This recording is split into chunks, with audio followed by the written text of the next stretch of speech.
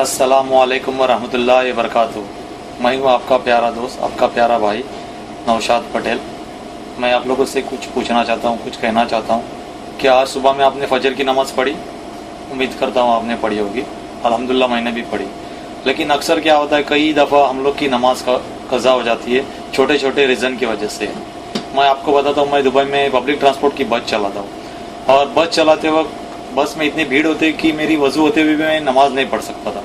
कई बार ऐसा होता है कि नमाज का इरादा करता हूँ, एक स्टेशन पे वज़ू करूँ, दूसरे स्टेशन पे नमाज़ पढ़ूँ, लेकिन नहीं पढ़ता था क्योंकि कंपनी का खौफ, पैसेंजर का खौफ, फ़ाइन मिलेगा उसका खौफ, बस लेट हो जाएगी तो फ़ाइन मिलेगा।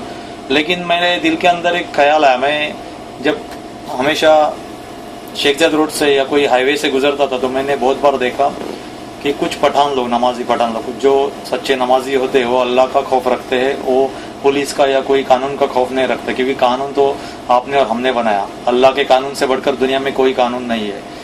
एक शेख ज़ायद रोड के ऊपर या फिर एमिरेट्स रोड के ऊपर मैंने बहुत बार देखा कि पठान लोग जो रहते हैं, वो हम लोग तो पठान लोगों के बारे में बुला भरा करते, कोई जोक बनाता है, कोई भी क्या, लेकिन अल्लाह के सामने नमाजी पठान की कितनी अहमियत होगी सोचो।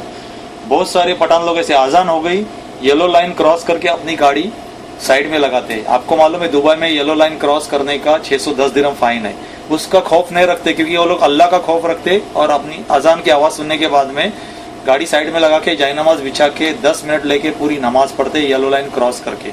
अल्लाह ताला उनको बचाता है, ना कोई पुलिस वाला आके उनको फाइन देता है, ना कोई उनको मुश्किलात आती है, क्योंकि नमाजी की अल्लाह ताला हिफाजत करता है। यही चीज़ मैंने बहुत बार नोट की और अपने अंदर एक जज्बा पैदा किया कि जब एक पठान, कम पढ़ा लिखा आदमी इतना अल्लाह का खौफ रखता है कि उसको कंपनी का डर नहीं है, मैं क्यों डरता हूँ? मैं फुल बस भरी हुई अंदर, फुल पैसेंजर से भरी बस के अंदर नमाज क्यों, मेरी नमाज क्यों कज़ा होती है? तो मैंने एक बड़ा रुमाल साथ में रखता हूँ और ये जो सामने जो जगह दिख रही है, ये पैसेज है गेट के पास, यहाँ तक पैसेंजर रहते हैं। ये लाल एरिया में, रेड लाइन में किसी को आने को अलाउ नहीं है। यहाँ पे मैं अपना रुमाल बिछा के नमाज पढ़ लेता हूँ। सबसे पहले मैं अनाउंस करता हूँ, फुल पैसेंजर, बड़ी बस के अंदर 105 पैसेंजर थे, फुल भरी हुई बस के अंदर मैं अनाउंस कर लेता हूँ कि 5 मिनट या 3 मिनट या 4 मिनट में बस के लिए रुकूंगा और तब तक के लिए सॉरी। और मैं अपनी नमाज मुकम्मल करके फ़र्ज़ नमाज पढ़ के बस ट्रिप निकलता हूँ। उसके बाद में मुझे कभी कोई कॉल आया, ना कोई फ़ाइन मिला, ना कुछ। और इसके पहले मैं कितना डरता था कि बस लेट करूँगा तो मुश्किल आएगी। अगर हम लोग दिल में इरादा करेंगे तो अल्लाह ताला मदद करता है। मैं आप लोगों से भी गुजारिश करता हूँ, नमाज कभी मिस मत करो। कितने ऐसे डॉक्टर्स है, इंजीनियर्स है, कितने पढ़े लिखे एजुकेटेड लोग हैं। अगर आपने डॉक्टरी की, इंजीनियरिंग की, अकाउंट सीखा, सीए बने, उसका कुछ फ़ायदा अगर आप बेनमाजी रहेंगे तो? अल्लाह के सामने एक बेनमाजी डॉक्टर, बेनमाजी इंजीनियर, बेनमाजी अकाउंटेंट कुछ अहमियत नहीं, लेकिन वही अगर डॉक्टर नमाजी होगा तो उसके अंदर पूरा दीन आ जाएगा। जब लोगों को दवा दे देगा तो क्या कहेगा? ओके, सुबह में एक गोली, दोपहर में एक गोली और रात को नहीं। मैं तो कहता हूँ ऐसा संदेश देना चाहिए, ऐसा मैसेज देना चाहिए, फजर के बाद 2 गोली, जोहर के बाद 2 गोली, असर के बाद 2 गोली, ईशा के बाद 2 गोली। मतलब इसमें नमाज का भी मैसेज जाएगा। दूसरी बात है, एक अकाउंटेंट है या कोई भी है, अगर बेनमाजी अकाउंटेंट रहेगा या बेनमाजी ड्राइवर रहेगा तो अल्लाह के सामने कुछ भी नहीं, आपका एजुकेशन कुछ वैल्यू नहीं। उसके साथ में आपकी नमाज रहेगी तो आपकी डिग्री भी काम आएगी यहाँ भी और आखिरत में। मैंने कल एक वीडियो देखा जिसके अंदर एक टावर क्रेन ऑपरेटर इतनी ऊंचाई के ऊपर टावर क्रेन के ऊपर नमाज पढ़ रहा था।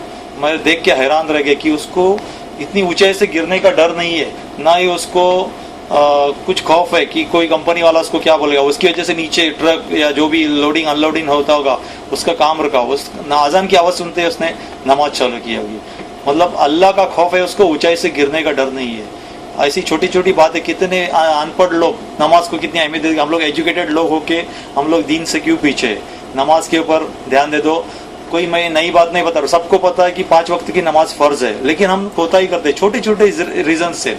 आप कौन से भी ऑफिस में काम करो, मैं दावे के साथ करता हूँ, अगर आपका बॉस हिंदू है या फिर क्रिश्चियन है या कोई और जात का है, और अगर आप उससे 5 मिनट नमाज के लिए मांगे, मैं गारंटी के साथ कहता हूँ 5 मिनट आपको खुशी से दे देगा। इस्लाम के बारे में लोगों की गलतफहमियां दूर हो चुकी है। इस्लाम को लोग लाइक करते हैं, अदर कम्युनिटी के लोग भी लाइक करते हैं। आपको नमाज के लिए पूरा वक्त दिया जाएगा। आपको पता है इसके बारे में, एपीएमसी मार्केट के अंदर हिंदू लोगों की दुकानें जुम्मा की नमाज को बंद होती है। इतने बड़े बिजनेसमैन सब अपना होलसेल का मार्केट पूरा बंद रखते हैं सिर्फ मुसलमानों को नमाज पढ़ने के लिए, जगह देने के लिए।